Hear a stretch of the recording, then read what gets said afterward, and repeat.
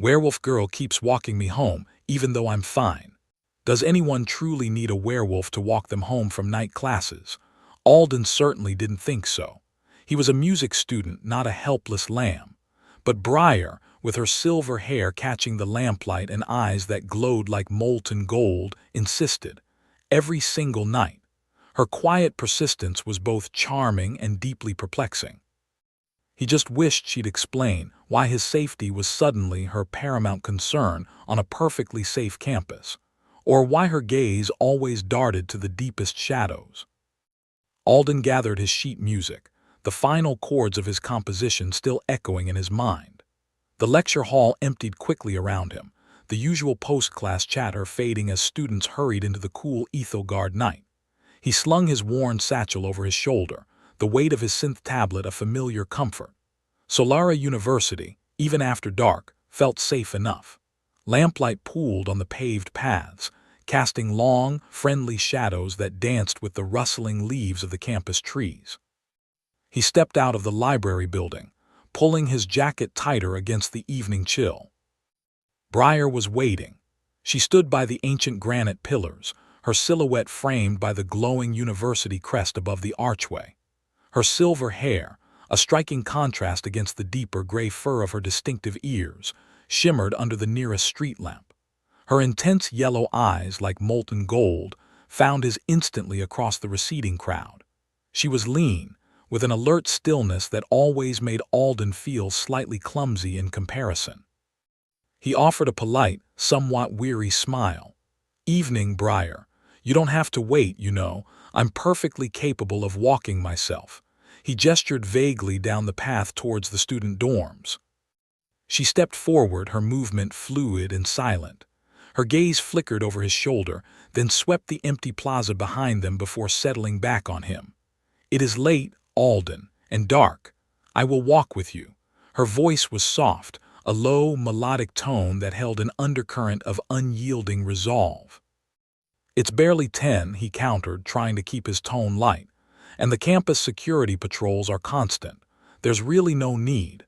He tried this conversation countless times over the past few weeks. Every night the same gentle refusal, the same quiet insistence. It was a peculiar ritual. Briar merely tilted her head slightly, her gray ears swiveling almost imperceptibly as if picking up frequencies he could not detect. "The path to your dorms passes by the old science annex. It is better to have company." She offered no further explanation, as usual. Her conviction, however, was absolute. Alden sighed, a small puff of white vapor in the crisp air. Arguing was futile. It always was. He'd learned to accept her unusual escort even if he didn't understand its necessity.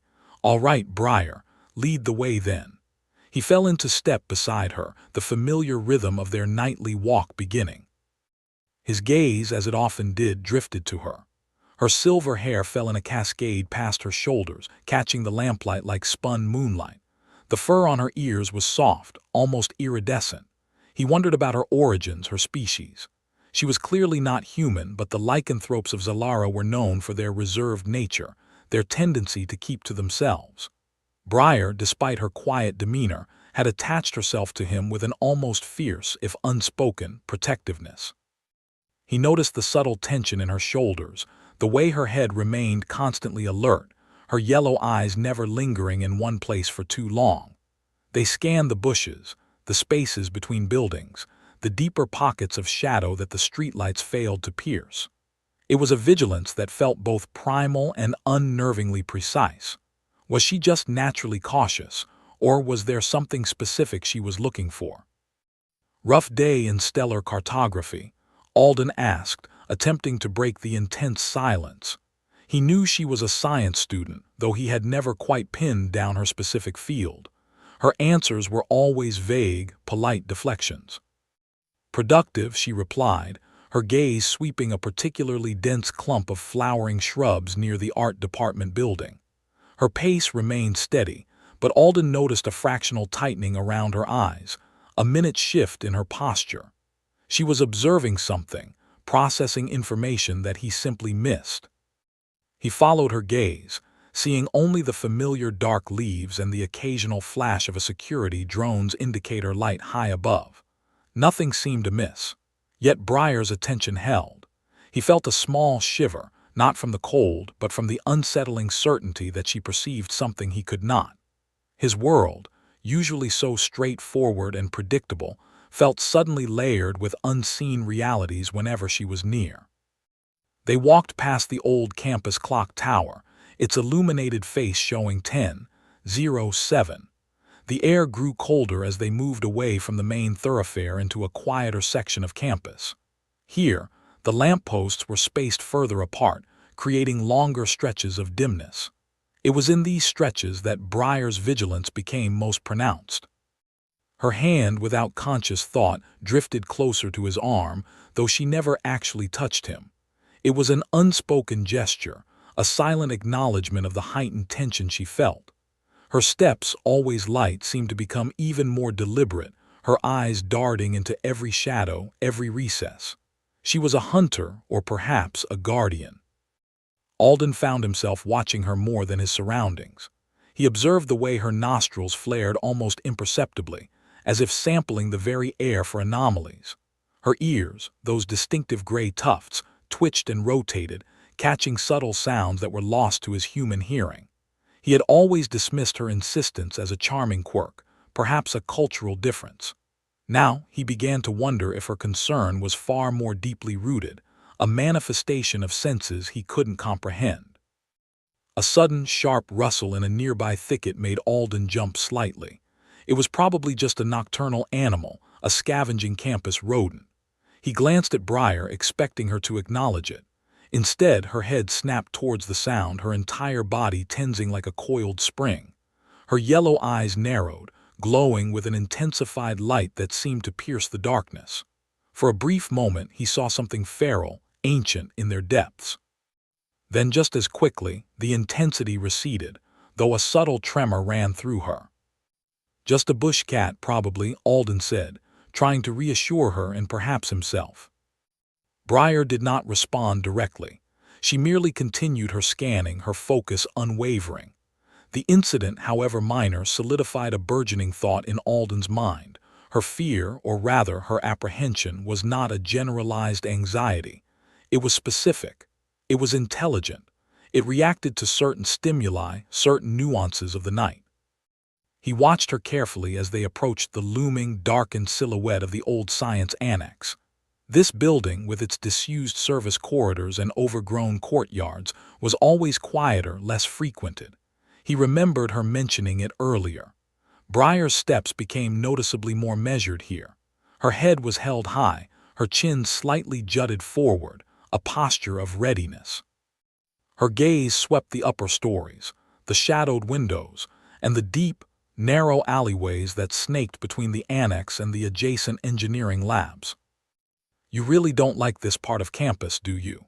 Alden ventured, his voice softer now, tinged with genuine curiosity rather than mild irritation. Briar finally looked at him, her yellow eyes holding a depth he hadn't seen before. A fleeting expression crossed her face, a hint of something vulnerable quickly masked. "It is quiet," she said, her voice barely a whisper. "Too quiet sometimes." His heart gave a strange little lurch. Too quiet. What did that mean for her? What did she perceive in the silence that he did not? He found himself not just puzzled but genuinely concerned for her. Her unwavering insistence on walking him home, an act he had always seen as an overprotective, almost comical gesture, began to reframe itself. What if her presence wasn't solely about his safety? What if, in some strange, unspoken way, it was also about hers? The thought settled deep within him, a seed of unexpected warmth in the cool night. He looked at her, truly looked at her, seeing beyond the silver hair and golden eyes to the quiet, vigilant being beside him. He wasn't a helpless lamb, no, but perhaps neither was she. Perhaps they were two beings, walking through the night, each offering a silent, unexpected comfort to the other, even if he didn't yet understand the full scope of the shadows she was so carefully watching. He still wished she would explain, but a new, deeper feeling stirred within him, a desire not just for answers, but for understanding her unique world. The next evening, Alden found himself subtly checking the time more often than usual. He tried to dismiss it, telling himself he needed to focus on his counterpoint assignment, but a part of him acknowledged the quiet anticipation. He was no longer annoyed by Briar's presence. A strange comfort had settled into the routine. When he finally packed his bag and left the library, he wasn't surprised to see her, a silver silhouette under the lamplight, leaning against the same granite pillar. She offered a small, almost imperceptible nod. "Ready?" she asked, her voice soft, a hint of something he couldn't quite decipher in her golden eyes. "As I'll ever be," Alden replied, a genuine smile touching his lips. He fell into step beside her, the rhythm of their nightly walk already familiar. He decided to test her resolve. The following night, Alden exited through a less-used side door of the music building, hopping to gain a head start. He hurried along a dimly lit path, weaving through dormant hedges, feeling a mischievous satisfaction. He reached the main quad, glancing back, expecting to have successfully evaded her. A rustle of leaves behind him and then lost. Briar stood there, her silver hair shimmering, her eyes reflecting the lamplight with an amused glint. She hadn't even broken stride. Alden stopped, a genuine laugh escaping him. "How do you do that?" "I waited," she simply stated, her gaze unwavering. "You always come this way eventually." Her tone held no accusation, only a matter-of-fact certainty. His playful evasion had failed, but instead of frustration, he felt a strange, almost endearing warmth. Her persistence was unyielding. Over the next few days, Alden tried different routes, faster paces, even feigned phone calls to distract her. Each time, Briar would either be waiting at his intended exit or would calmly intercept him further along his path, her presence a constant, quiet assurance. He stopped trying to escape her, realizing the futility. Their walks became less about his resistance and more about their shared journey through the campus night. One evening, as they passed the bustling student union, Alden ventured, "I always see you waiting for me. But what about your walk home? Where do you go after you drop me off?" Briar paused, her steps faltering for a moment. Her gaze flickered away towards the darker periphery of the campus. "It is not far," she said, her voice unusually quiet. "A different direction." "But is it safe?" he pressed, remembering her apprehension near the science annex. "Are there places you don't like to walk alone?" She met his gaze then, her yellow eyes holding a depth that made him feel like she was seeing directly into his thoughts. "I manage," she replied, a hint of something unreadable in her tone. The conversation ended there, a door gently closed. Her deflection was subtle but clear. He sensed a vulnerability she wasn't ready to share. Their route, despite his now abandoned attempts at diversion, remained largely the same. It always led them past the old science annex, a building that seemed to draw shadows to itself even on moonlit nights. With each passing, Alden noticed Briar's subtle but distinct change in demeanor. Her posture would stiffen, her shoulders becoming less relaxed, more squared. Her head would tilt slightly, as if listening to something beyond the reach of human hearing. Her golden eyes, normally so calm, would sharpen, darting into the deep recesses where the disused service corridors snaked behind the building. He watched her one night as she scanned a particularly overgrown patch of ivy near a darkened window. Her jaw tightened imperceptibly. He felt a shiver that had nothing to do with the cool night air. What did she see or hear in those shadows that made her so vigilant, so guarded? It was more than just caution. It was an almost primal alertness. "This place," Alden began, his voice low, "it really puts you on edge, doesn't it?" Briar turned her head slowly, her gaze still fixed on the darkness. "There is a stillness here," she murmured, her voice a low thrum. "A deep quiet that feels wrong." "Wrong how?" he asked, genuinely curious now, his earlier irritation long forgotten. He wanted to understand her perception of the world. She hesitated, then sighed, a soft, almost imperceptible sound. "Like something holds its breath," she explained, her eyes still searching the shadows. "Like the air itself is waiting." His mind reeled with the implications. For her, silence wasn't simply an absence of sound. It was a presence, a distinct sensation, perhaps even a warning. He tried to imagine hearing the world through her senses, a world alive with unseen nuances. This wasn't just about his safety anymore. It was about her unique struggle, her burden. Their conversations, once brief exchanges about campus events or his music studies, began to deepen. He found himself sharing details of his latest compositions, the challenges of a difficult chord progression, the joy of a melody finally coming together. Breyer, in turn, would offer quiet, perceptive comments, sometimes about the subtle rhythm in his speech or the underlying emotion she sensed in his descriptions. She rarely spoke of herself, but her observations revealed an acute sensitivity, a way of processing the world that was utterly alien and yet profoundly insightful. "Your music," she said one night, "it has many layers, like the forest at dusk." Alden had paused, struck by the poetic accuracy. No one has ever described it that way before. "It is what I feel," she replied simply, her eyes meeting his, a shared understanding passing between them. He started to look forward to these moments, to the quiet intimacy of their nightly walks. The mystery surrounding her, the subtle hints of a world he couldn't perceive, only deepened his fascination. He found himself increasingly drawn to her strength, her quiet dignity, and the unspoken vulnerability that occasionally flickered in her golden eyes. He realized he wasn't just tolerating her presence, he was actively seeking it. Their connection was evolving, shifting from a perplexing escort service into something far more meaningful, built on shared space, unspoken understanding, and the growing weight of a secret she still carried close. One night, as they neared the old science annex, a place Breyer always regarded with particular intensity, Alden decided he could no longer hold back. The air around them felt heavy, not with humidity, but with Breyer's silent tension. Her silver hair, usually a smooth cascade, seemed to bristle almost imperceptibly at the tips of her ears. Her golden eyes darted into the deeper recesses of the campus grounds, past the reach of the lamplight, her gaze lingering on the shadows that clung to the old building's foundation. He felt her hand brush his as she instinctively tightened her stride, pulling him subtly closer without a word. "Breyer," he began, his voice softer than he intended, "why do you always seem so uneasy around this place?" He gestured vaguely towards the annex, its darkened windows like vacant eyes. "You've been walking me home for weeks now, and every time we pass here you change. It's like you're bracing for something." She stopped, turning to face him fully for the first time in their nightly ritual. The lamplight caught the delicate curve of her jaw, highlighting a tension he hadn't fully appreciated.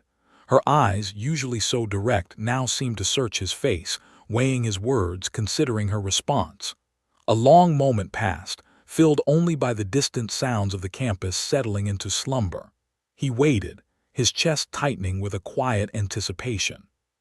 He knew this was a pivotal moment, a chance for their burgeoning connection to either deepen or falter. He hoped for the former. "It is not just this place," she finally said, her voice a low murmur, barely audible above the rustle of leaves in a gentle breeze. "It is places like this, the shadows that cling too long, the silence that feels wrong." She hesitated again, her gaze dropping to the worn paving stones beneath their feet. "I have been walking you because I felt a need to. A duty." Alden felt a pang of disappointment. A duty? Was that all this was?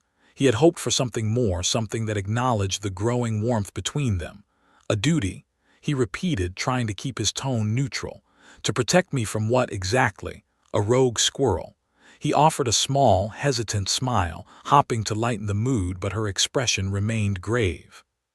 She looked up, her golden eyes meeting his, no longer evasive but filled with a raw, unexpected vulnerability.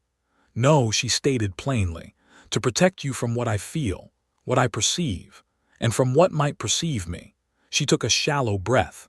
"And perhaps, yes, because I am afraid to walk these specific paths alone." The admission hung in the cool night air, transforming the familiar campus pathway into something entirely new. Alden stared at her, the playful irritation he sometimes felt about her escort melting away, replaced by a sudden rush of understanding and concern. This was not the stoic, self-assured Briar he had come to know. This was Briar, exposed, admitting a fear he couldn't have imagined. "Afraid?" he asked, his voice now gentle, almost a whisper. "What are you afraid of, Briar? What do you sense?" Her gaze flickered towards the dark, overgrown path that snaked beneath the science annex, a path he had always considered a simple shortcut, never a source of dread. "Beneath the annex," she began, her voice gaining a fragile strength, "there are service corridors. Unlit, they run deep, and there is a coldness there, a feeling. It is not cold in the way of temperature, but something else, something that chills the core." She shuddered, a subtle tremor running through her frame. "Humans, you do not feel it.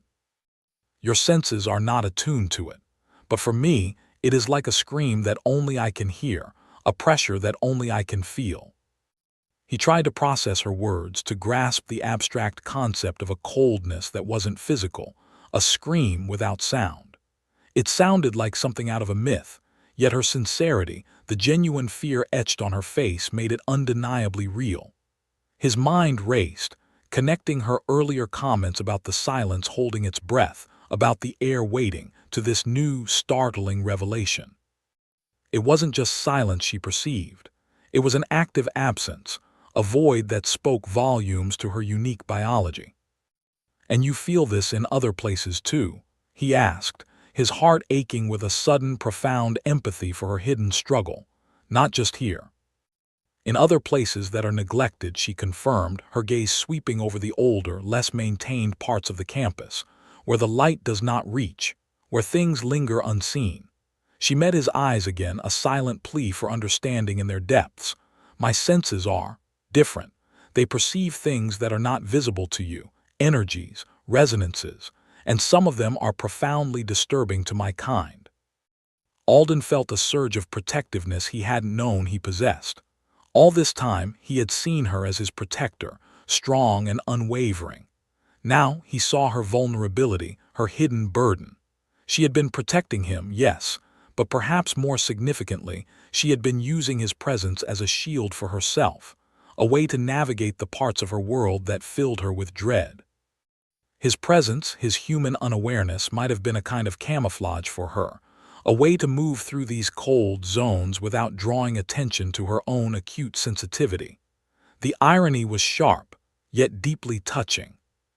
"Briar," he said, stepping closer, his hand instinctively reaching out, hovering for a moment before gently taking her arm.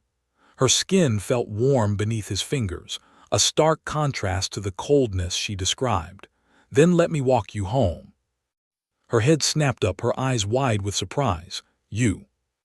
"Yes, me," he affirmed, a determined resolve settling over him. "You've walked me home every night. You've kept me company even when I didn't understand why. It's my turn. Tell me where you need to go.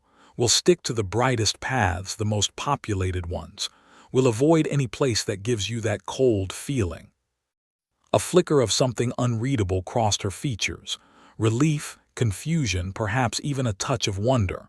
"But you do not feel it," she murmured, as if the lack of shared perception made his offer less valid. "No, I don't," he agreed, tightening his grip on her arm just slightly, a gesture of reassurance.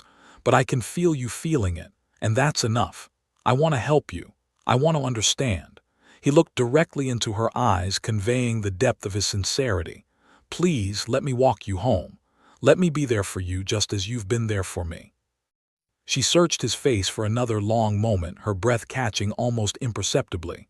The initial shock in her eyes softened, replaced by a profound, shimmering gratitude. A faint, almost imperceptible flush rose on her cheeks. "Alden," she whispered, his name on her lips sounding like a benediction. "Thank you." The shift was palpable, a quiet revolution in their dynamic.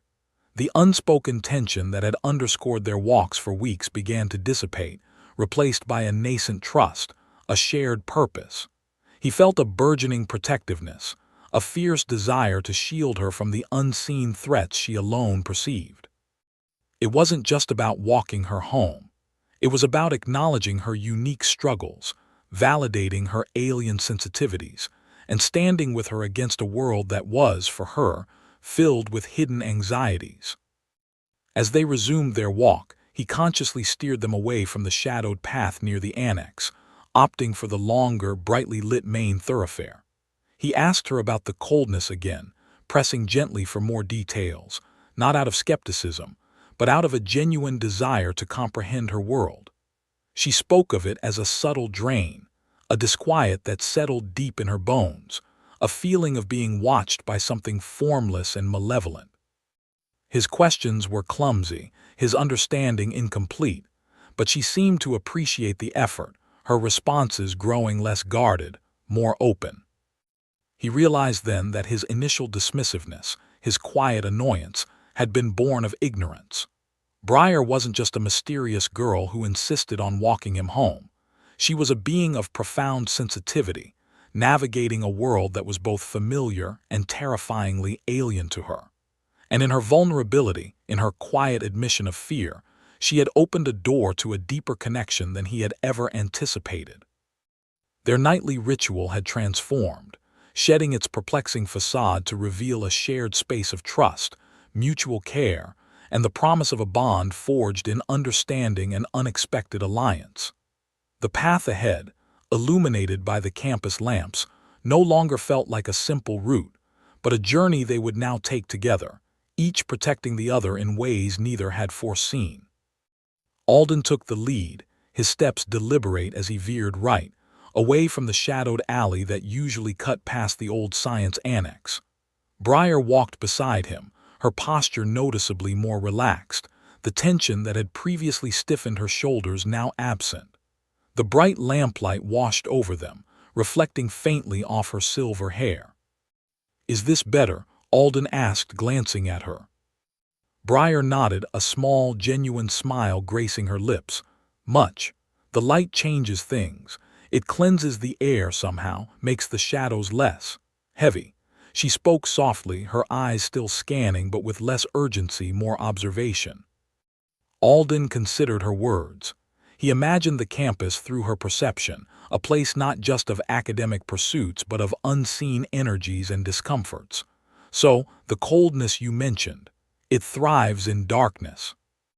"It hides," Briar corrected. "It gathers where the light cannot reach, where the air is still and heavy with neglect. It's not just a feeling, Alden, it's a presence, a drain." She shivered despite the mild evening air. "Like a broken frequency that resonates deep in my bones, vibrating out of sync with everything else." Alden's mind, trained in the precise structures of music, latched onto her description. A frequency. Not a ghost, not just a metaphor, but something tangible, measurable perhaps to her species. He began to form a new hypothesis. Briar's sensitivities weren't supernatural. They were heightened, an extraordinary biological adaptation. His own ears could only perceive a limited range of sound, his eyes a narrow band of light. What if her sensory input was simply far broader, encompassing phenomena humans couldn't even register? "A broken frequency," Alden repeated, more to himself than to her. "Like a discordant note, but one you feel, not hear." "Exactly," she confirmed, her eyes widening slightly in surprise at his swift comprehension. "And some places, like the annex corridors, amplify it. The old materials, the way the air flows or doesn't flow, they trap it." Their conversation flowed easily as they continued on the brightly lit main thoroughfare. Alden asked about other things she perceived. "Do other places feel different to you, like the library or the music hall?" Briar brightened. "The music hall is wonderful. It vibrates with purpose, with creation. The air sings even when it's empty. And your compositions," she paused, looking at him with an intensity that made his cheeks warm, "they have a warmth, a complex structure that feels right, harmonious." Alden had never considered his music in such terms, as something that could be felt as much as heard, a physical presence in the air. He realized she wasn't just hearing the notes. She was experiencing the very fabric of the sound, its resonance and energy.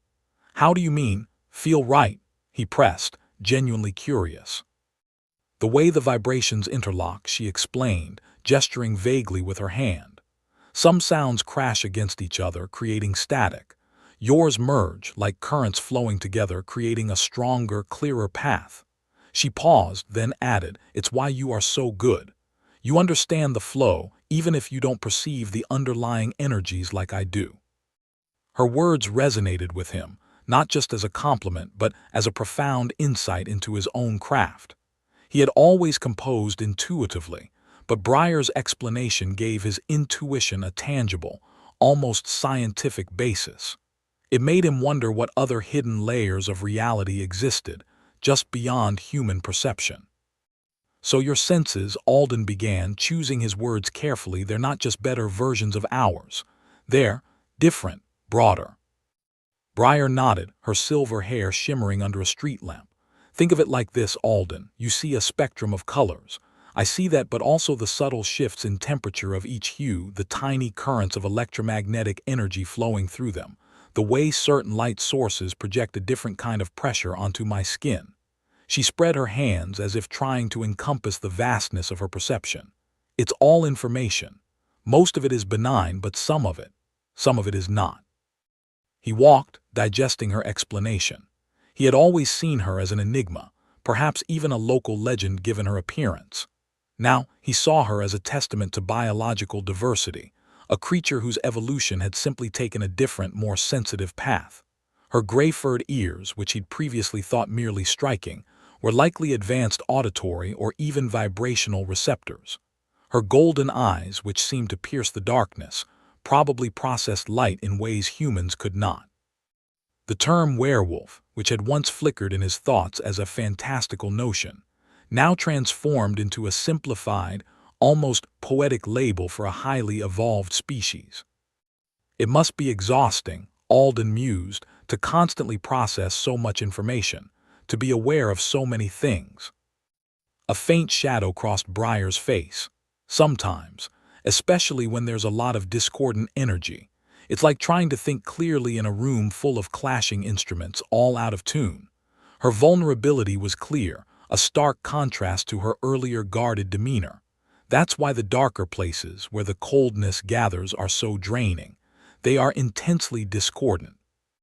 Alden felt a fresh wave of protectiveness. He realized her insistence on walking him home had been a blend of duty and self-preservation. His presence, perhaps, offered a shield, a human anchor in a world of overwhelming stimuli.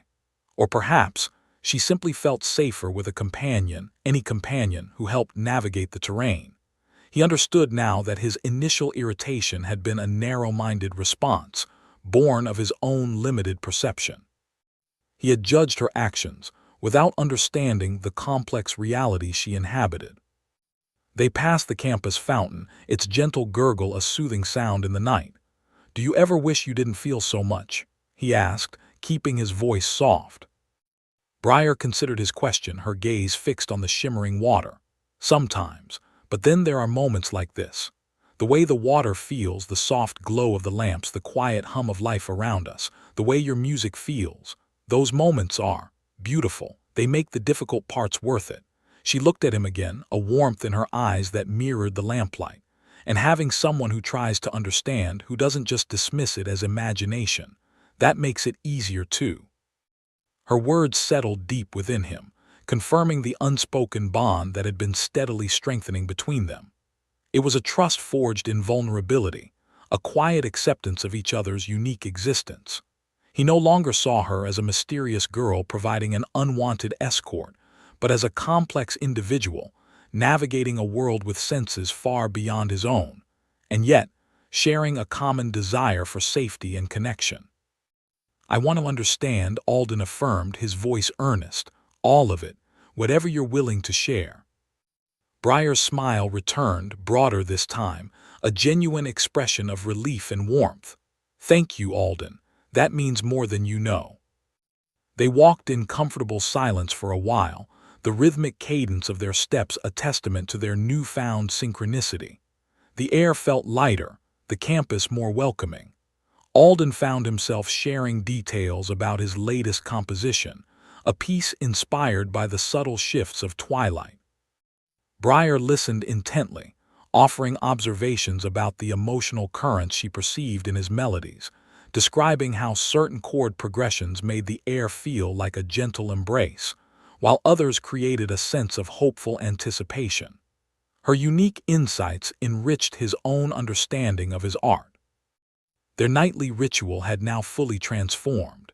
It was no longer about a perplexing escort, but a shared journey of discovery and mutual support. Alden was learning to see the world through Briar's eyes, or rather, through her multitude of senses. And Briar, in turn, was finding a sanctuary in Alden's quiet strength and unwavering acceptance. The path to his dorm, then to her own, was no longer just a route on Ethelgard. It was a bridge between two vastly different ways of being, strengthened by understanding and a nascent, profound affection. They were no longer just walking. They were exploring together the intricate, unseen nuances of their shared reality.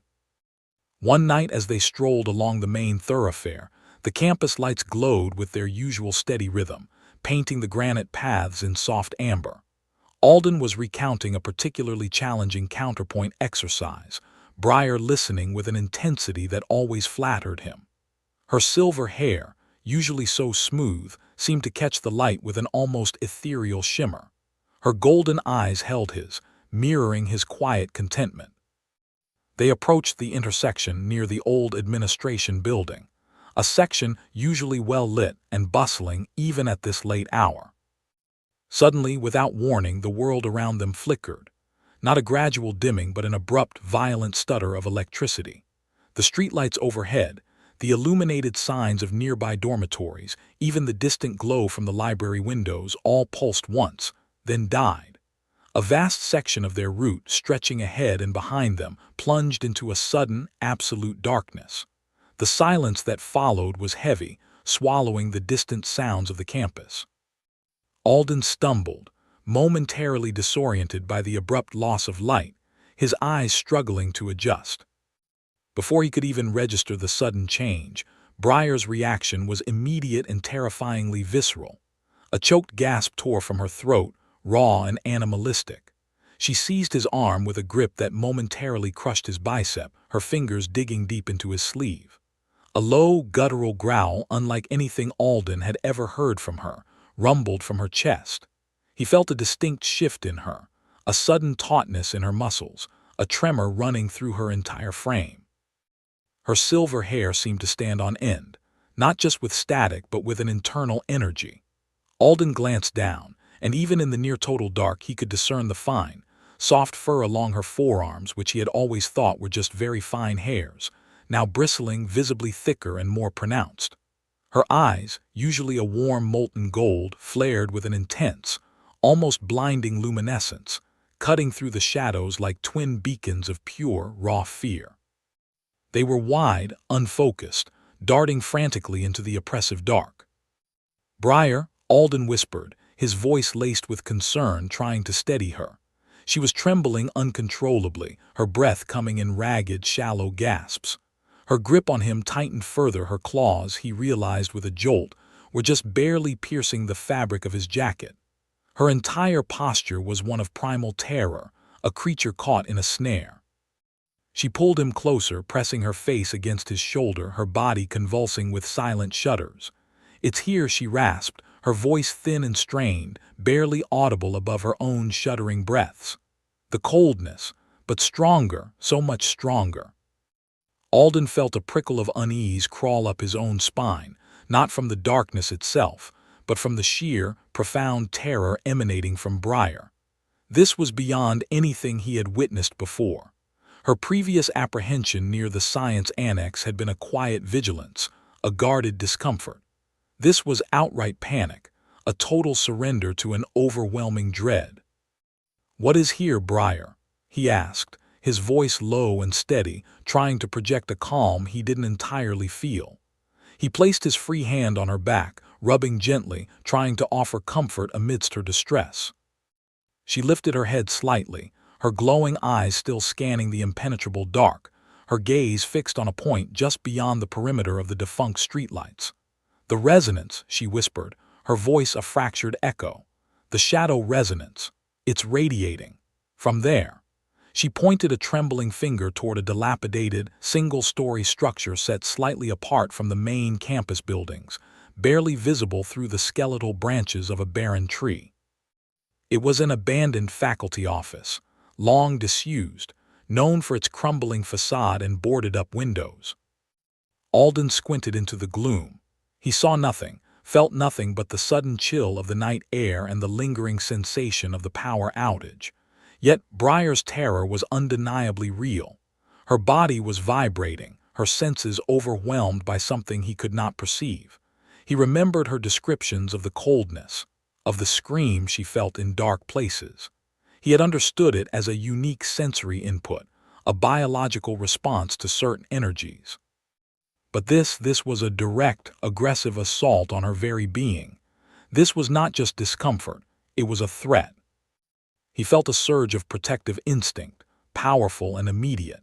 His initial understanding of her vulnerability had been intellectual, an empathetic recognition of her unique sensitivities.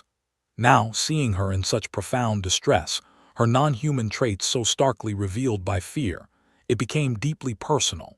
He realized with absolute clarity that her fear of the dark was not a generalized apprehension, but a specific, terrifying reaction to an active, dangerous presence. Her nightly escorts, her unwavering vigilance, her insistence on his safety, it was all now comprehensible. She wasn't just guarding him from unseen dangers. She was using his presence, his human perception, as a shield for herself against something that preyed on her kind, something that was acutely sensitive to her.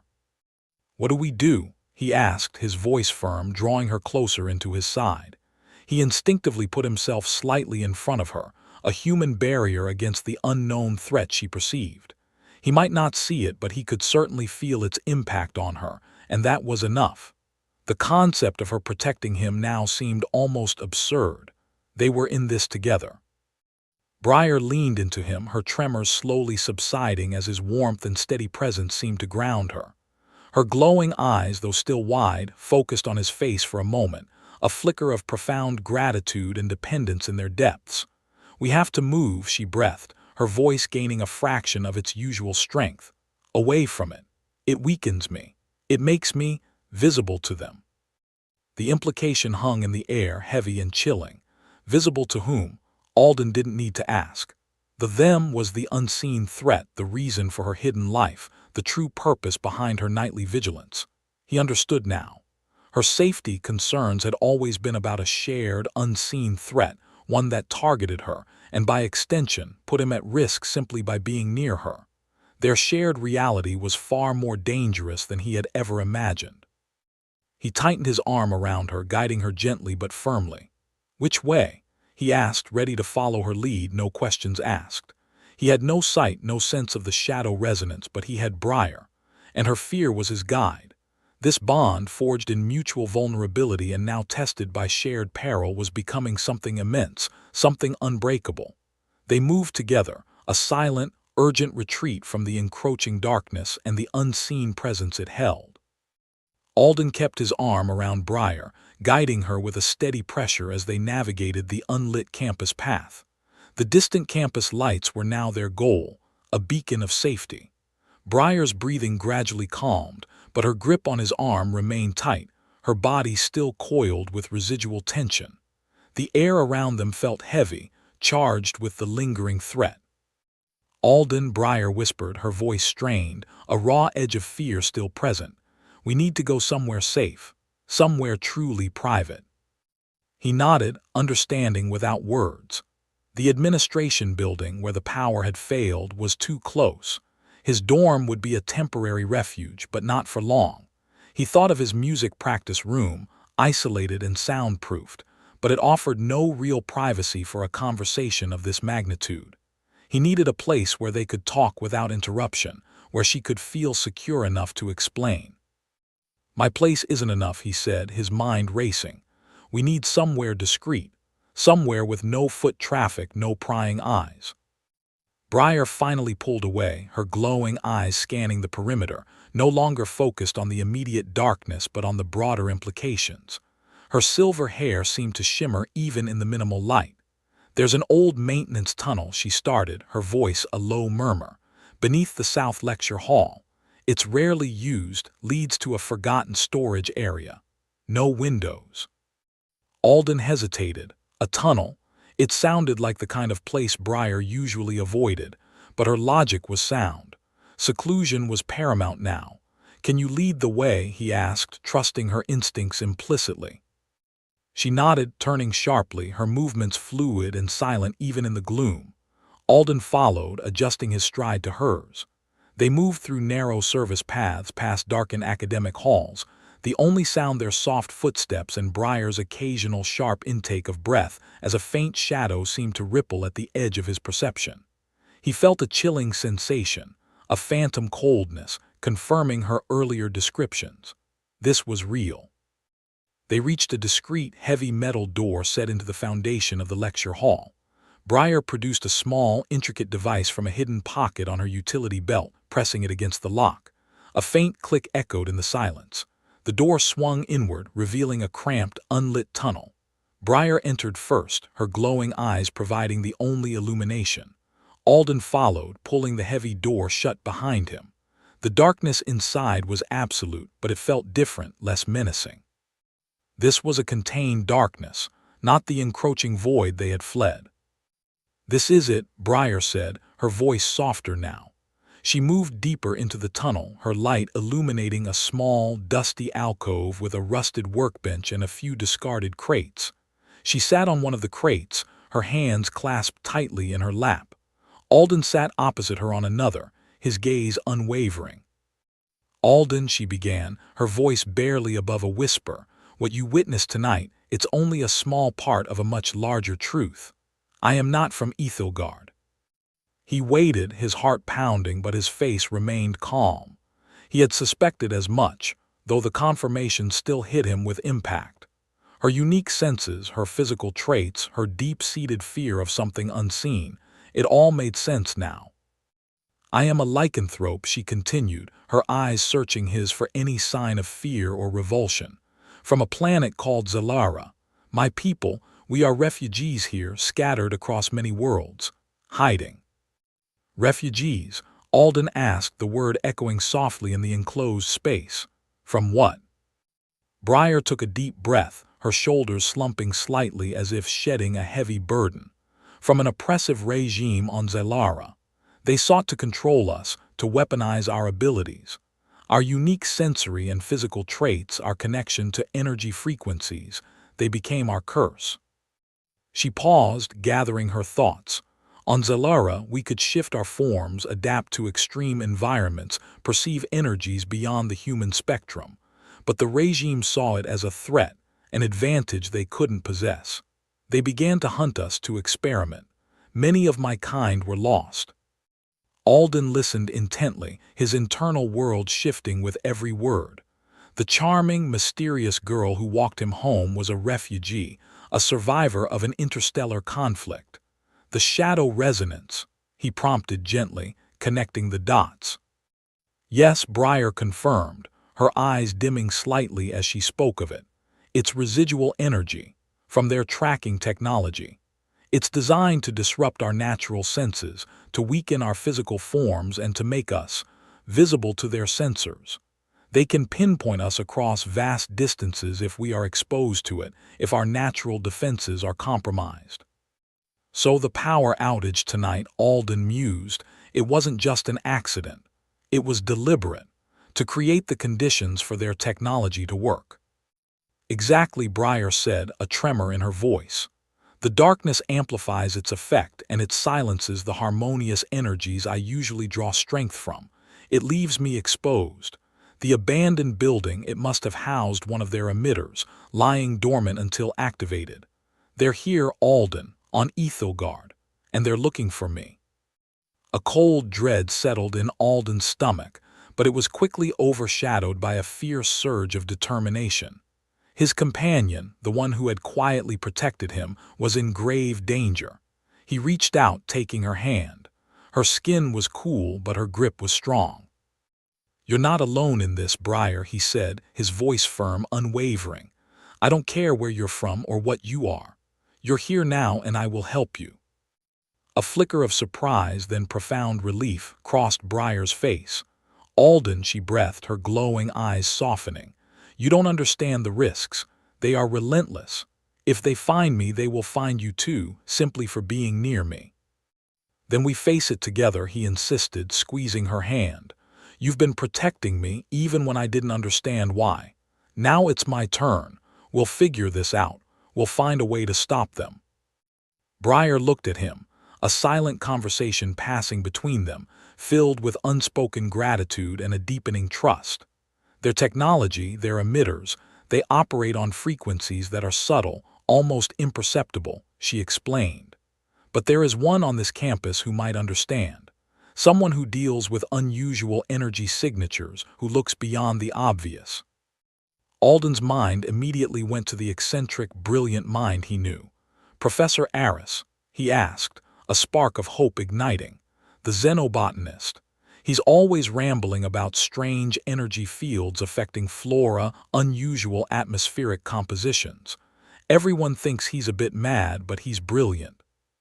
Briar nodded, a faint smile touching her lips. "He has a reputation for seeing what others dismiss. His research focuses on the intersection of biological life and exotic energy phenomena. If anyone on Ethelgard can understand the shadow resonance without being a lycanthrope, it's him." "His lab is usually deserted late at night," Alden said, already forming a plan. "He keeps odd hours, sometimes sleeping on a cot there. It's in the old science annex, actually, but his wing is separate, well lit, and he has a security system. No coldness there, I promise." Briar's expression brightened at the mention of a well-lit space. "We should go to him. Now. While the campus is still recovering from the power surge, while their sensors might be disrupted." They rose, a renewed sense of purpose guiding their actions. The fear had not vanished, but it was now channeled into a shared objective. Alden felt an exhilarating sense of partnership. This was no longer about him being escorted home. This was a mission, a desperate bid for survival, and he was Briar's chosen ally. He opened the heavy door, peering out into the dimly lit service path. The campus was quiet, deserted.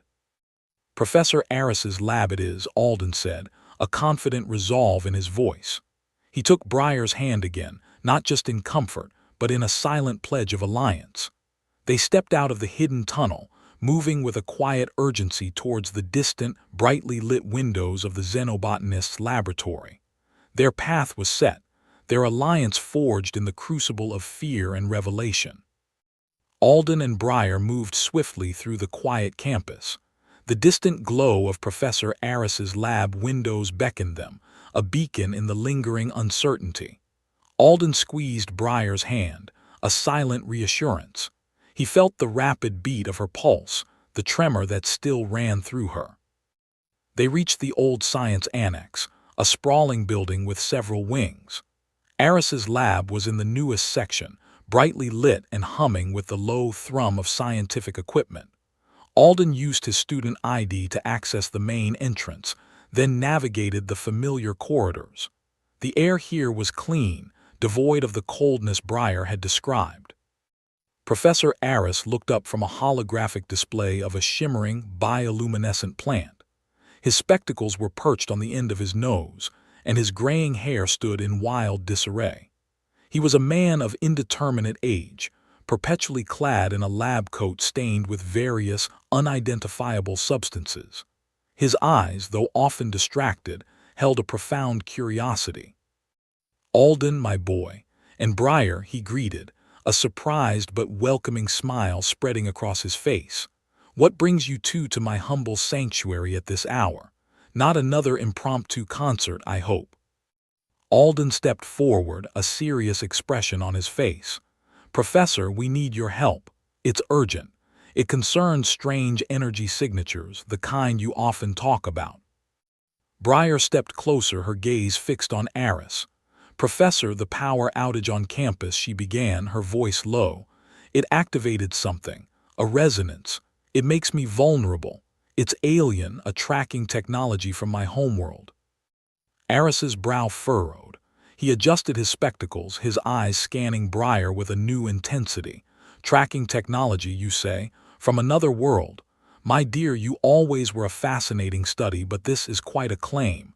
He motioned to two empty chairs beside a cluttered workbench. Sit. Explain everything. Alden quickly recounted the events of the evening, from the power outage to Briar's terror and her revelation about being a lycanthrope refugee from Zalara. He explained the shadow resonance as Briar described it, a non-physical coldness and scream. Eris listened intently, occasionally nodding. He pushed a few buttons on his console. A series of graphs and fluctuating waveforms appeared on the holographic display. For months, he murmured, I've been detecting unusual energy spikes, localized often around neglected areas of campus. I dismissed them as atmospheric anomalies, perhaps ground radiation interference. But the patterns, they were inconsistent with natural phenomena. He tapped a specific graph. This spike, for instance. It corresponds precisely with the campus-wide power fluctuation tonight. A massive surge of a previously unclassified, exotic energy signature. He turned to Briar. You described it as a coldness and a scream. Biologically, how does your species perceive this? It disorients us, Briar explained, her voice steady now. It weakens our natural cloaking, making us visible to their sensors. It's designed to track and incapacitate lycanthropes. Eris stroked his chin. Fascinating. A specific frequency or perhaps a complex energy field designed to interact with your unique biology. This is beyond my current research, but the implications are staggering. He looked at Alden. You said they're sensors. Who exactly are they? My pursuers, Briar said. The regime on Zalara. They want lycanthropes for experimentation, for control. Eris's expression hardened. Experimentation on sentient beings. This is intolerable. He paused, his gaze distant. There is something else. A new research group arrived on campus recently, highly secretive. They secured access to several old, abandoned labs in the annex, labs I've tried to get for years. Their leader is a Dr. Kale. Stern, uncommunicative. His official brief is advanced energy diagnostics, but they've been unusually guarded about their equipment. Alden felt a chill. Dr. Kale, I've seen him, always wearing a dark, heavy coat, even indoors. He moves with a strange urgency. His team arrived shortly after your anomalies began to intensify. Eris continued, connecting the dots. They have priority access to campus resources, bypassing standard protocols. I found it odd but didn't question it. Until now. Alden's mind raced. He knew the campus like the back of his hand. He had explored every nook and cranny, from the steam tunnels to the highest bell tower. I've seen their vehicles, unmarked but with a specific insignia. I also noticed unusual power conduits being run into the old faculty offices near the administration building, where the outage happened. Power conduits, Eris mused. That's highly irregular. What would they need such specialized conduits for in an abandoned office? To power something discrete, Briar interjected, her eyes narrowing. Emitters. Small, concealed devices that project the shadow resonance in localized areas. They would activate them during disruptions, hopping to flush me out. Alden nodded. That would explain why the campus lights flickered right when it happened. They might have overloaded the grid to create their disruption. Eris stood, packing his lab with renewed vigor. This is not just an academic curiosity. This is a clear and present danger. If they are deploying such technology on campus, it's a violation of interspecies agreements and fundamental ethical principles. We need to find these emitters, Alden said, a plan forming. Briar can sense them even if subtly. I know the campus, the places where they could be hidden. And you, Professor, you have the equipment to verify her perceptions. Briar looked at Alden, a flicker of admiration in her golden eyes. His quick thinking, his ability to synthesize information, was a powerful asset. Over the next few hours, working in the pre-dawn quiet, their alliance began to solidify. Eris produced a portable energy scanner, a device he usually used to detect subtle bioenergetic fields in exotic flora. He calibrated it to Breyer's description of the resonance, creating a sensitive filter. It won't detect the coldness directly, Aris explained, handing the device to Alden, but it will register any significant localized exotic energy output. It's rudimentary, but it's our best shot. Alden took the scanner. It was a sleek handheld device with a small holographic display. He felt a surge of purpose. Breyer's hand found his, a silent affirmation of their shared mission. They started in the science annex itself, where Breyer had felt the initial intense surge.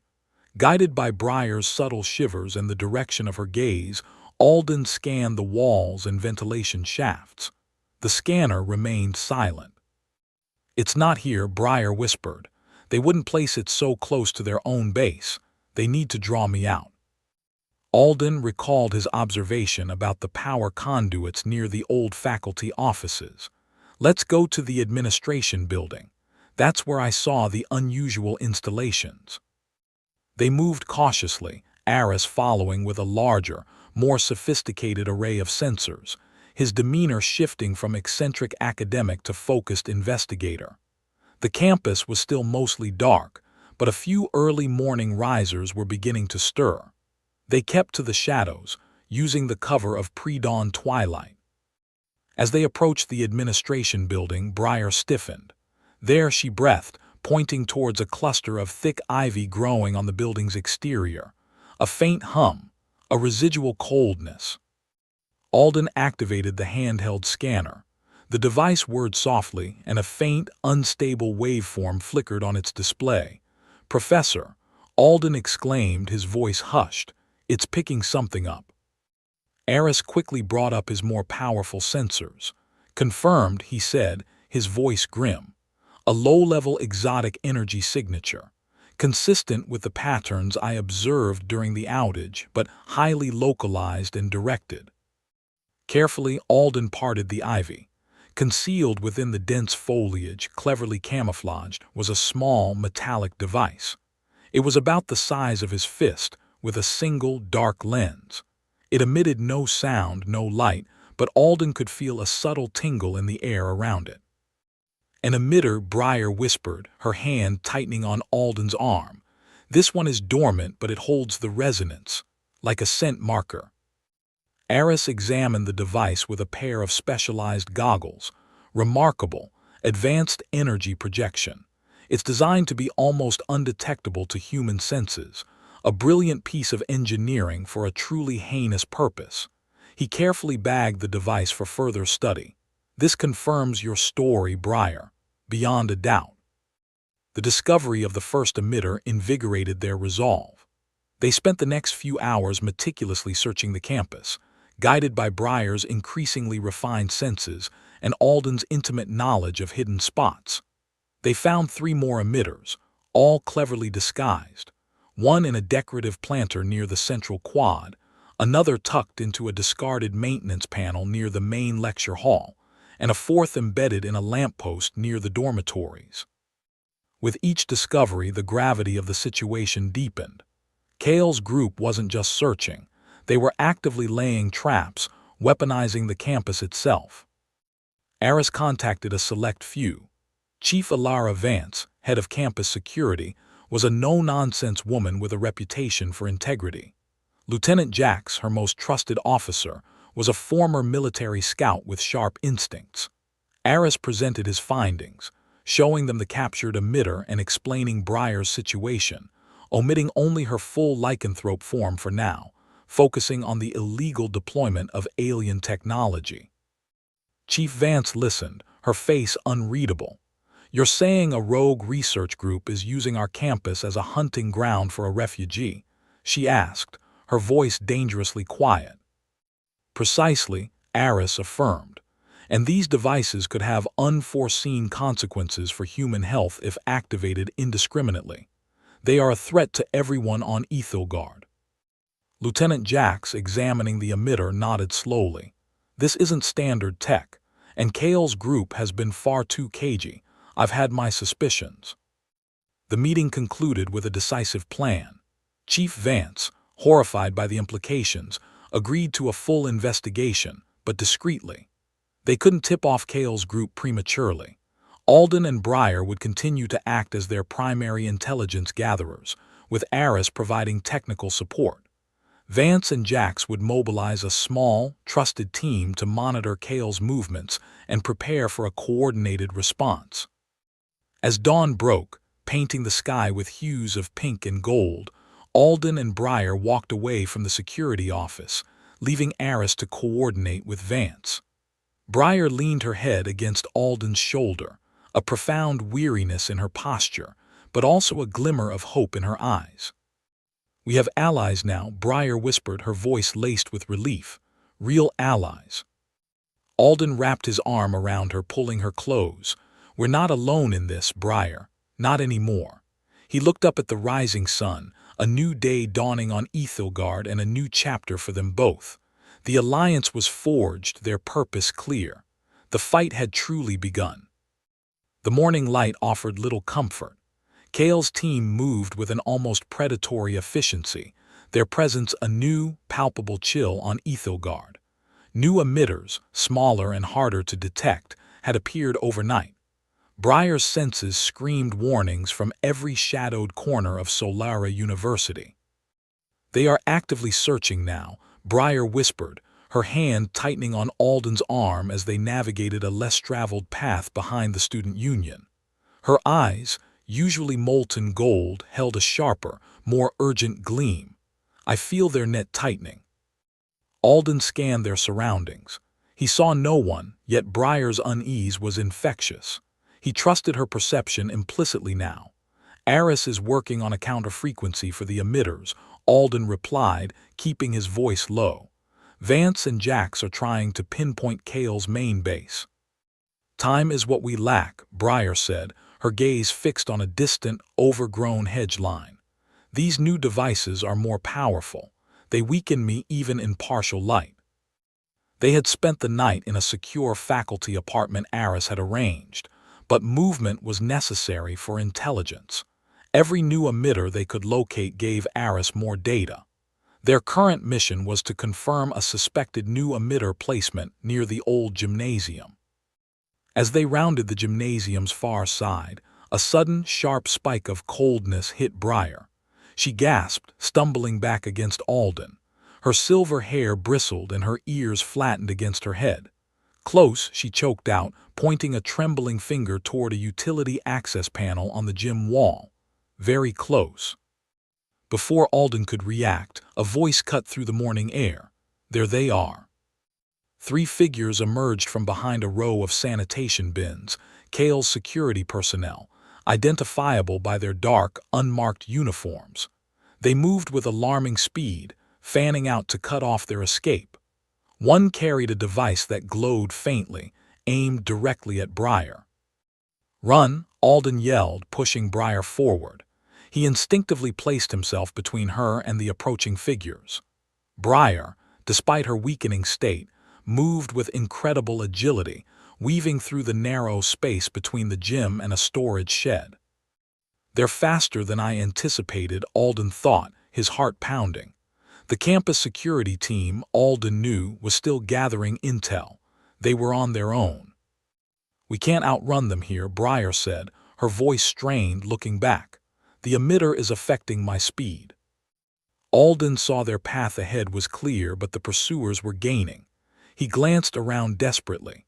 His eyes landed on a mounted public address speaker, part of the campus-wide emergency system, positioned high on the gym wall near the utility panel. A small control box, usually locked, was ajar. "The PA system," Alden exclaimed, "this way." He grabbed Breyer's hand, pulling her towards the gym wall. The pursuers were only meters away now. He could hear their heavy boots pounding the asphalt. "What are you doing?" Breyer asked, her eyes wide with alarm. "Distraction," Alden replied, reaching for the control box. His fingers flew over the simple interface, his musical training kicking in. He saw a manual override switch, usually reserved for facilities staff. He flicked it. A low, distorted feedback whine erupted from the speaker.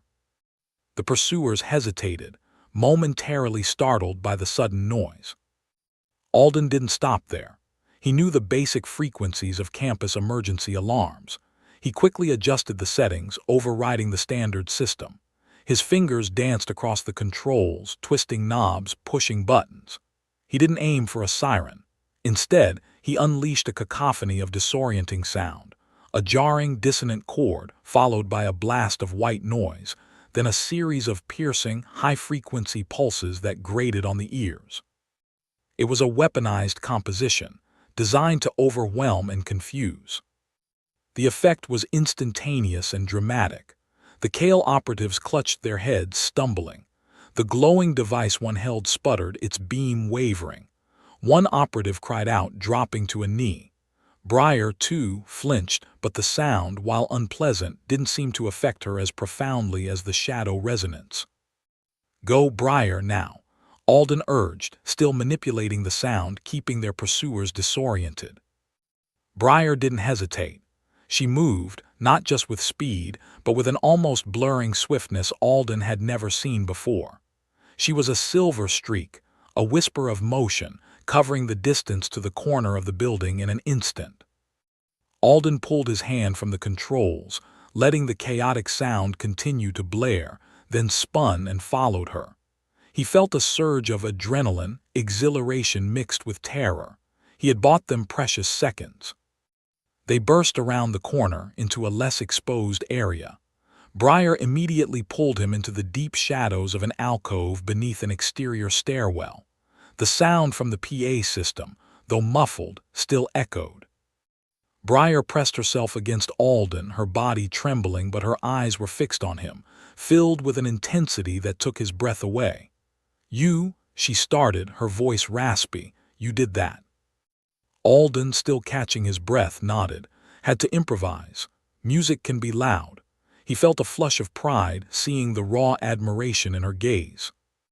"Not just loud," Briar whispered, her fingers tracing the line of his jaw. "You disrupted their focus. Their technology relies on precise frequency. Your sounds were chaos." She paused, her grip tightening. "No one has ever done something like that for me." Alden's heart swelled. He looked into her eyes, seeing past the golden irises to the depth of her being. A being he was beginning to understand was far more complex and capable than he could have imagined. "We're in this together, Briar. Always." Briar leaned in, her forehead resting against his. "I trust you, Alden, more than anyone." A faint silver glow emanated from her hands, and she pressed them lightly against his chest. "My senses are failing, but I can still feel the path. There is a service tunnel entrance nearby, behind the old library. We can lose them there." As she spoke, Alden noticed a subtle change in her form. Her eyes glowed brighter, and the faint silver sheen on her hands seemed to ripple, almost like energy. Her movements were more fluid, more powerful, even in her weakened state. It was a glimpse into her true defensive capabilities, a controlled manifestation of her lycanthrope strength. "Show me," Alden said, his voice soft, filled with a new kind of wonder. He felt a profound connection, a bond forged in shared danger and mutual respect.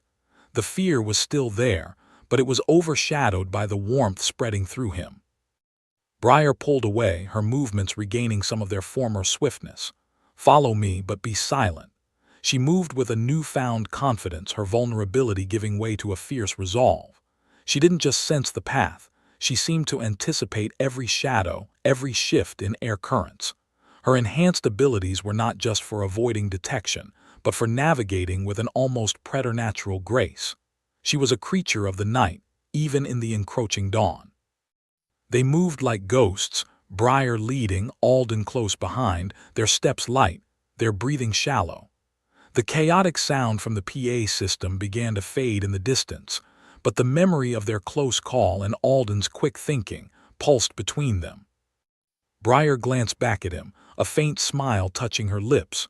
"Your music saves lives, Alden." "And your senses guide them," he replied, squeezing her hand. The romance between them was no longer a nascent spark, but a flame burning bright amidst the cold threat of Kale's pursuit. Their purpose was clear, their bond unbreakable. They were partners, equals, navigating an alien threat on a familiar world, their hearts entwined in the unexpected dance of survival and love.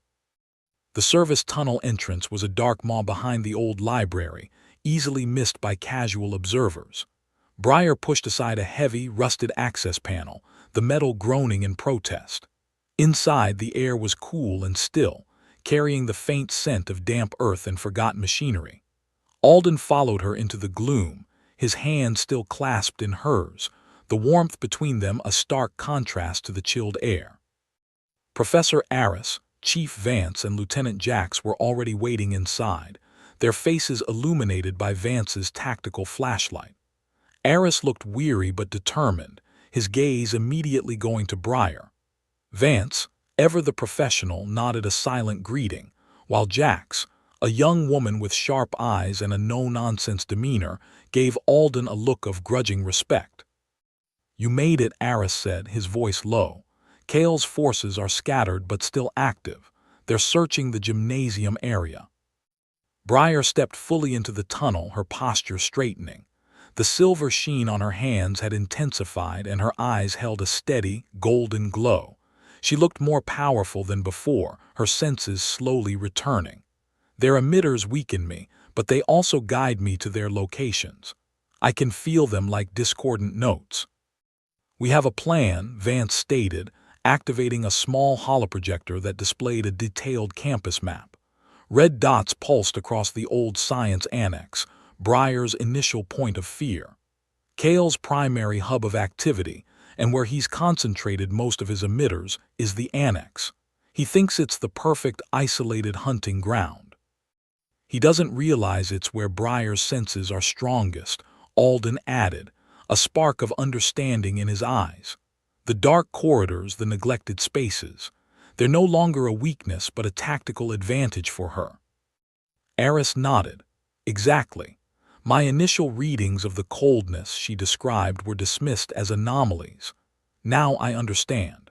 Those are areas where the natural energies of Ethelgard are suppressed, making them ideal for lycanthrope detection, but also allowing Briar's true senses to cut through the interference more sharply once she adapts. Our goal," Vance continued, "is to expose Kale. We need proof of his illegal activities. Disabling his emitter network will not only protect Briar but also disrupt his operation, forcing him into the open." Jax pointed to a section of the map near the annex's main entrance. "We've confirmed Kale himself is overseeing operations there. He has a small security detachment, but they're spread thin across the building." "Alden and I will create a diversion," Aris proposed. "We'll set off a series of focused sonic pulses, combined with a harmless electromagnetic burst. It should draw Kale's security away from the deeper levels of the annex, creating a window for Briar." Alden felt a surge of excitement. "My music could be more than just a distraction this time. If we can generate specific frequencies, we might even scramble Kale's comms, isolating his team." "Excellent idea, Alden," Aris praised. "I have a portable frequency modulator. We can interface it with your data pad. It will amplify your composition's disruptive capabilities." Briar looked at Alden, her golden eyes reflecting the tactical light. "I will move through the service tunnels beneath the annex. They connect directly to the emitter locations. I can disable them quickly, but I need you both to draw their primary attention." "Chief Vance and I will secure the perimeter," Jax added. "No one gets in or out without us knowing. We'll be ready to move in once Kale is exposed." The plan solidified, each member of the unexpected alliance taking their designated role. Alden felt a profound sense of purpose. This wasn't just about Briar's safety. It was about justice, about fighting back against an unseen oppression. He looked at Briar and she met his gaze, a silent promise passing between them. They moved with practiced stealth through the network of maintenance tunnels, the faint sounds of campus life above them muffled. Aris checked his equipment. Alden uploaded new sonic sequences to his data pad, and Briar moved with a predator's grace, her senses already mapping the unseen world around them.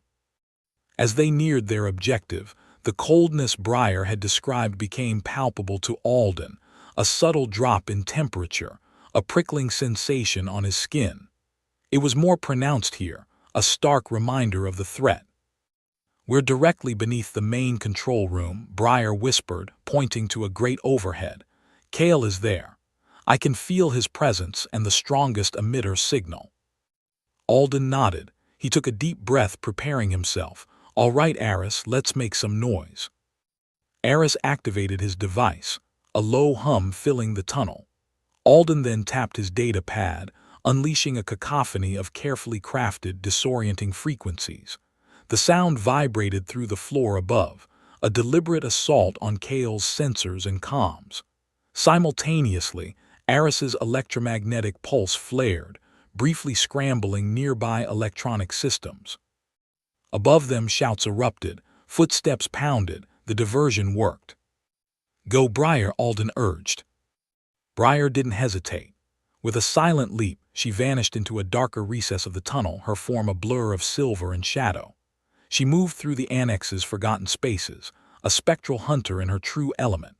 Her lycanthrope senses, amplified by the very coldness Kale exploited, allowed her to navigate the intricate, lightless corridors with absolute precision.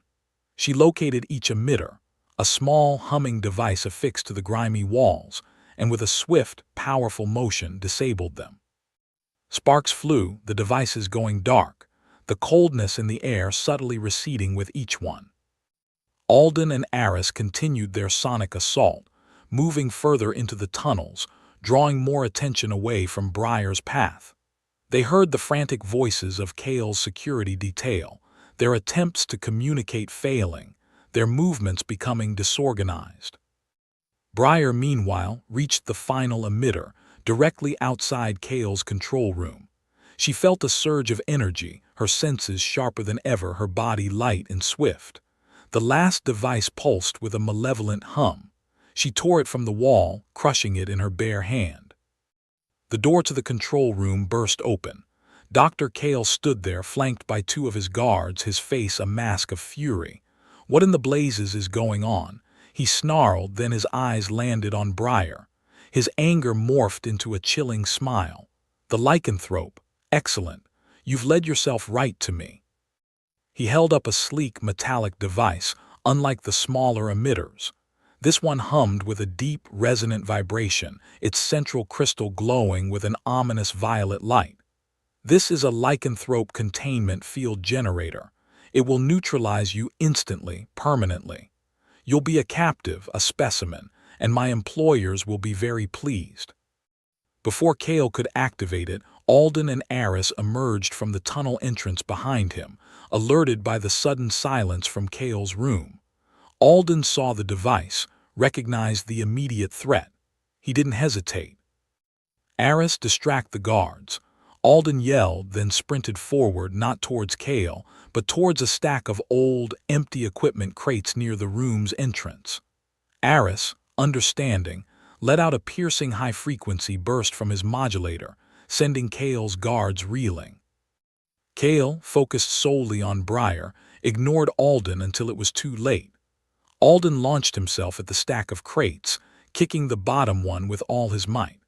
The entire pile toppled with a deafening crash, blocking the doorway and momentarily trapping Kale's dazed guards. Kale snapped his head towards Alden, but Briar was already moving. With speed that blurred, she closed the distance, her hand flashing out. She didn't strike him. Instead, she twisted the containment device from his grasp with surgical precision. The violet light flickered and died as it clattered to the floor. "No," Kale roared, lunging for it. But Alden was there first, his foot stomping down on the device, crushing it under his heel. He looked at Kale, his eyes blazing with a fierce protectiveness. "It's over." Kale stared at the ruined device, then at Alden, and finally at Briar, who stood poised, her golden eyes fixed on him. His face contorted, all pretense of scientific detachment gone. "You fool. You have no idea what you've done. The Xyloran Directorate will not tolerate this interference." The words hung in the air, a chilling confirmation of Kale's true allegiance. The Xyloran Directorate, the oppressive regime Briar had fled, was here on Ethelgard. At that moment, Chief Vance and Lieutenant Jax burst through a side entrance, weapons raised, their faces grim. They had heard Kale's outburst. "Dr. Kale," Vance said, his voice cold and authoritative, "you are under arrest for illegal alien tracking, unauthorized energy manipulation, and espionage. The Xyloran Directorate has no jurisdiction on Ethelgard." Kale, defeated, slumped against the wall, his carefully constructed facade crumbling. Briar looked at Alden, a profound gratitude shining in her eyes. His quick thinking, his courage, his unwavering support. He had not only saved her, but he had helped expose the very threat that haunted her. The dark corridors no longer held fear for her. Instead, they had become the stage for their victory, a testament to their unexpected alliance and the burgeoning, undeniable love that burned between them. The final threads of Kale's conspiracy were unraveling. Chief Vance secured Kale with standard restraints, his movements precise and efficient. Lieutenant Jax moved to apprehend Kale's two dazed guards, their faces still slack from Alden's sonic diversion. Professor Aris stepped forward, his expression a mix of grim satisfaction and professional concern. "The evidence is conclusive, Kale," Aris stated, addressing the defeated scientist. "Your energy signatures, the unauthorized equipment, the Xyloran Directorate affiliation. This isn't just a campus breach. This is interstellar espionage." Kale remained silent, his gaze fixed on the crushed containment device, then on Briar. Her golden eyes held a steady, unwavering power.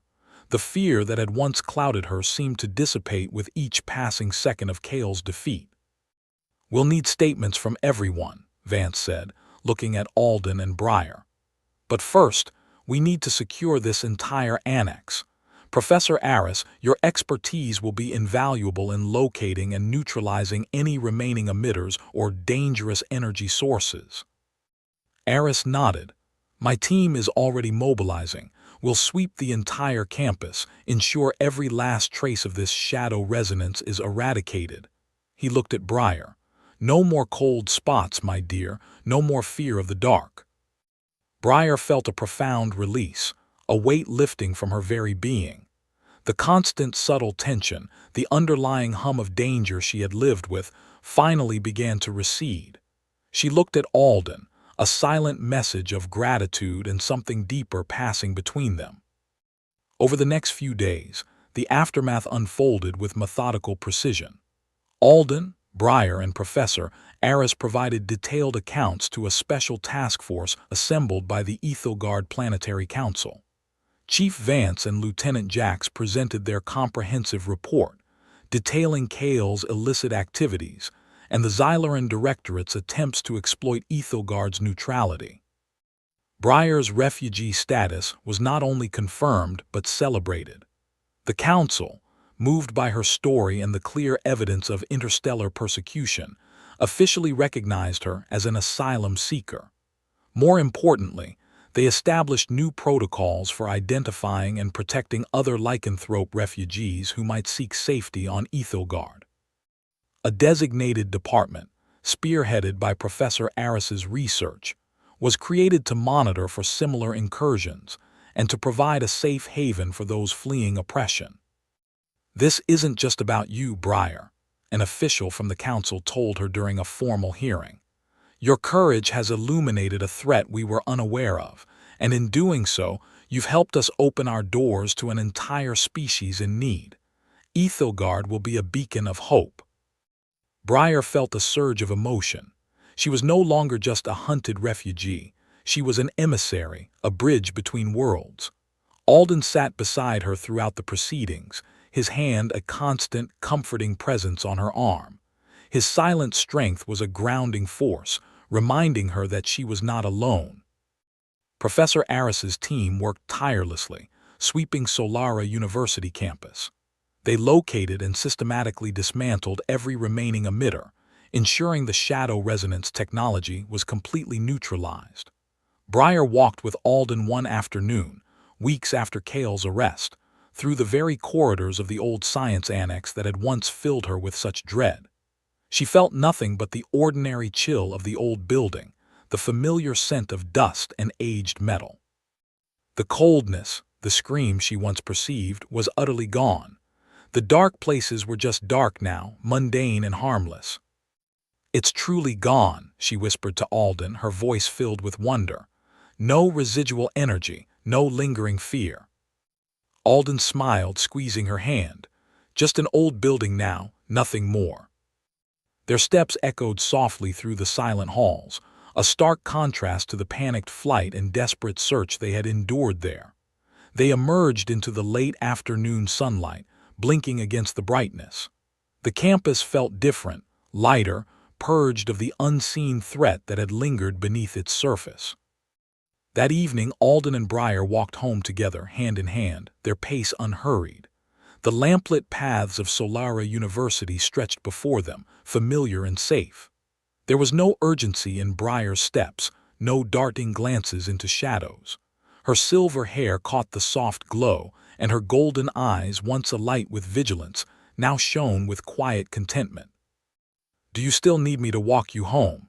Alden teased gently, his thumb tracing patterns on her knuckles.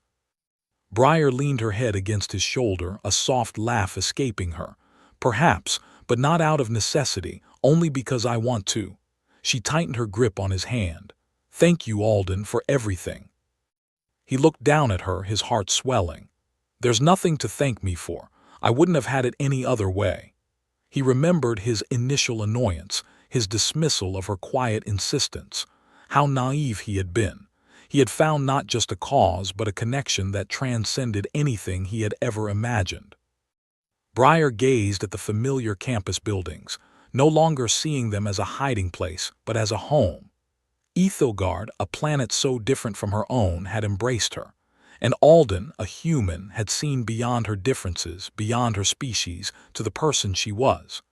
Their shared journey, born from fear and danger, had forged an unbreakable bond. "What will you do now?" Alden asked, his voice soft. "With the directorate exposed and Ethogard offering sanctuary." Briar considered, then smiled, a genuine, radiant expression that lit up her face. "I will live. I will learn. Perhaps I will even contribute to Professor Aris's work, helping others like me." She looked up at Alden, her eyes full of warmth. "And I will stay if you'll have me." Alden stopped, turning to face her fully. He gently cupped her cheek, his gaze tender. "Briar, there's nowhere else I'd rather have you. We've faced down alien spies and interstellar threats. A quiet life together on Ethogard sounds like the perfect next adventure." He leaned in, and their lips met under the soft glow of a campus lamp. It was a kiss that sealed their unique romance, a testament to unexpected alliances, the enduring strength of shared purpose, and the profound emotional depth found when two beings from different worlds found their true home in each other. The future stretched before them, peaceful and bright, filled with the warmth of a love that had defied all odds.